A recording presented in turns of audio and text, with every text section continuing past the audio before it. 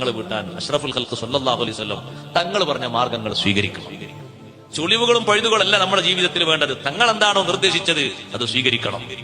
ജുമുഅ നിസ്കാരത്തിന് പോലും പോകാൻ പറ്റാത്ത രീതിയിൽ കടക്കാരൻ തടഞ്ഞു വെച്ചൊരു സ്വഹാബിയാണ് ബഹുമാനപ്പെട്ട സയ്യിദുനാ മുആദ് ബിൻ ജബൽ റളിയല്ലാഹു അൻഹു. ഒരു വെള്ളിയാഴ്ച നിസ്കാരത്തിന് മുആദ് റളിയല്ലാഹു അൻഹു കാണുന്നില്ല.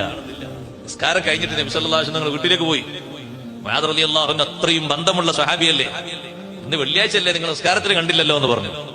ഞാനിവിടുന്ന് മാറ്റി ഒരുങ്ങി പുറപ്പെട്ട് ഇറങ്ങിയതാ നബിയെ.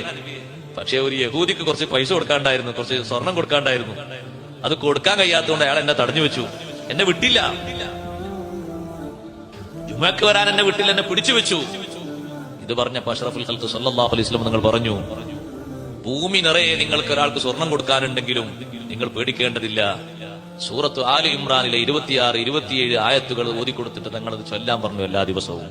ഖുലില്ലാഹുമ്മ മാലിക്കൽ മുൽകി തുതിൽ മുൽക മൻ തശാഉ വതൻസിഉൽ മുൽക മിമ്മൻ തശാഉ വതുഇസ്സു മൻ തശാഉ വതുദില്ലു മൻ തശാഉ ബിയദികൽ ഖൈറു ഇന്നക അലാ കുല്ലി ഷൈഇൻ ഖദീർ തുലിജുൽ ലൈല ഫിന്നഹാരി വതുലിജുൻ നഹാറ ഫിൽ ലൈലി വതുഖ്രിജുൽ ഹയ്യ മിനൽ മയ്യിതി വതുഖ്രിജുൽ മയ്യിത മിനൽ ഹയ്യി വതർസുഖു മൻ തശാഉ ബിഗൈരി ഹിസാബ്.